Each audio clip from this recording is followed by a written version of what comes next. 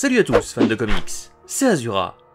Pour ce dernier épisode sur la série des Batman Metal, nous allons nous concentrer sur un personnage essentiel dans la création du multiverse.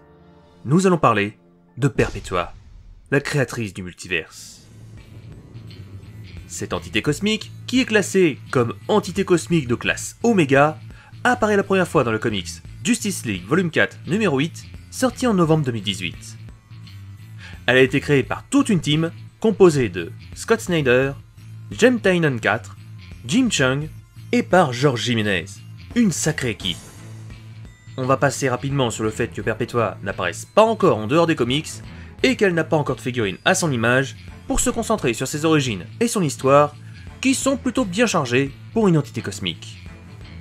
Il y a des milliards d'années, au début de l'existence, un groupe d'êtres super célestes donnèrent naissance à des multiverses. Tous les êtres célestes renvoyaient leur énergie à la source des mondes, un endroit sacré où tout était créé. Sauf qu'un seul de ces célestes garda son pouvoir et créa une boucle de crise sans fin. Son nom était Perpetua. Grâce à cette énergie, elle créa ses trois fils, Mar-Novu, Alphus et Mobius. Chaque fils était chargé de surveiller un royaume bien défini entre celui de la matière noire et celui de l'antimatière. L'un de ses fils lui demanda quel était son objectif dans ce multiverse, sachant qu'elle avait déjà rempli son rôle de créatrice de multiverse. Perpetua lui répondit qu'elle veillait sur le bien-être de ses enfants. Plus tard, Perpetua montra à Mar-Novu sa plus grande création. Elle avait fusionné les martiens et les humains pour donner naissance aux Apex Predators, des êtres parfaits nés pour la guerre. Son fils étant en désaccord, Perpetua lança ses super chasseurs sur sa création, obligeant Mar-Novu à fuir. 200 000 années plus tard, Mar-Novu raconta ce qu'il avait vu et décida de contrer sa mère avec l'aide de ses frères. Cependant, Perpetua avait senti le coup venir et lança ses Apex Predators sur ses fils. Afin de contrer leur mère, ses fils envoyèrent le Raptor cosmique pour l'arrêter. Perpetua et ses Apex Predators se retrouvèrent alors enfermés dans la source, obligés de regarder impuissants leur multiverse pendant des millions d'années. Plus le temps passait, et plus son multiverse devenait instable. Et Perpetua savait que si son multiverse venait à se détruire de lui-même, cela causerait sa propre mort. Après l'invasion du Dark Multiverse par Barbatos et le Batman qui rit, le mur de la source fut brisé, ce qui libéra Perpetua de sa prison. Luthor, avec l'aide de Brainiac, recréèrent le corps de Perpetua, qui était toujours inconsciente. À son réveil, l'être céleste transforma Luthor en Apex Predator pour qu'il soit sous son contrôle. Elle se dirigea avec l'aide de Luthor vers la galaxie prométhéenne pour recruter son fils Mobius. Une fois arrivé sur place, Perpetua se retrouvera confronté à son fils et à ses frères et à la Justice League. Mobius décida de fusionner avec ses frères et donna naissance à l'Ultra Monitor. Sous cette forme, ils étaient assez puissants pour vaincre leur mère. Durant l'affrontement, Perpetua retrouva toute sa puissance et donna l'équation d'antivie à Mobius, qui trahit ses frères. Elle attrapa Starman et l'écrasa comme si ce n'était qu'un insecte, en s'exclamant qu'elle devait refaire tout son multiverse. Perpetua se téléporta vers État 19 et décida de le détruire car il se tournait trop vers la justice. Elle retourna ensuite dans la galaxie prométhéenne et transforma tous les êtres qui étaient pour la destruction en Apex Predator. La Légion of Doom, qui estimait que Perpetua ne leur avait pas fait de cadeau, demandèrent une compensation. Perpetua transforma Brainiac en trône et piégea les autres membres, sauf Lex Luthor, qui fut chargé de commander son armée.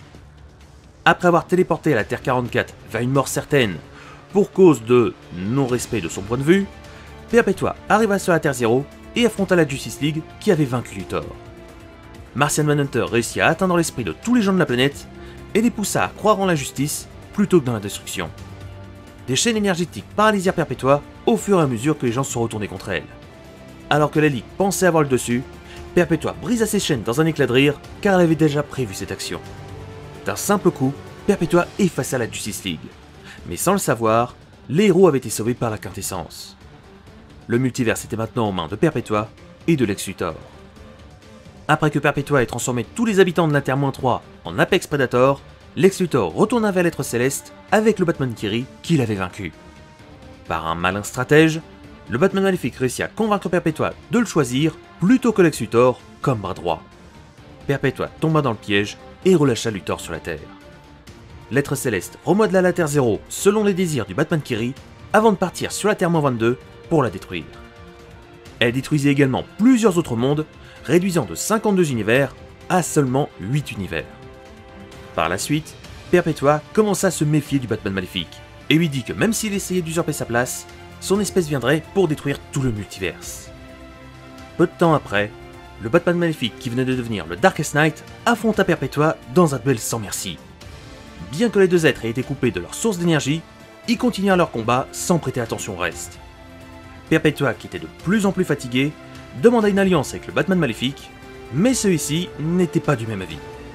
Il utilisa des restes du mur de la source qui avait piégé Perpetua autrefois et la scella dedans avant de tout détruire. Perpetua fut finalement vaincu. Maintenant que vous connaissez son histoire, revenons sur les pouvoirs de cette entité qui a marqué l'histoire de l'univers. Commençons d'abord par sa force physique, qui est extrêmement élevée. Perpetua a déjà réussi à projeter une planète comme si ce n'était qu'un ballon de basket. Pour sa vitesse, cela n'est pas vraiment expliqué, mais Perpetua a la capacité de pouvoir se téléporter à n'importe quel endroit dans le multiverse. Nous avons pu voir dans son histoire que Perpetua est loin d'être dépourvue d'intelligence. Elle est très rusée, et grâce à sa longue vie, elle a appris moult cultures de divers peuples et créatures. Pour ce qui est de sa résistance, Perpetua a encaissé de nombreux coups de poing du Batman qui rit, et a même encaissé plusieurs planètes assez aisément. Malheureusement pour elle, Perpetua n'est pas immortelle. Elle ne peut pas mourir de vieillesse, mais si elle est attaquée, elle peut être blessée et même en mourir. En tant qu'entité cosmique, Perpetua possède des pouvoirs extrêmement puissants, faisant passer la meilleure magicienne de Gotham pour une débutante. Perpetua est capable d'altérer la réalité à un niveau universel. Un pouvoir tellement grand que même quand elle dort, elle continue de créer et de détruire des planètes qui tournent autour de ses doigts. Elle peut même reconfigurer tout le multiverse selon ses désirs. Perpetua peut aussi créer des constructions énergétiques. À partir du néant, elle peut créer et donner la vie à des êtres vivants. Elle absorbera aussi les énergies psychiques de la peur, de la colère et des désirs égoïstes et se renforcera avec. La créatrice du multiverse peut aussi manipuler la matière à volonté et ou la désintégrer. Elle peut aussi ramener les morts à la vie en utilisant les restes de leur corps, contrôler les machines par la pensée, et elle peut modifier sa taille à volonté. Passer de la taille d'un humain à celui d'une créature tenant plusieurs planètes, a littéralement une taille où elle peut tenir tout le multiverse d'une seule main. Et avec tout ça, Perpetua est également connue pour être une très grande télépathe et télékinésiste.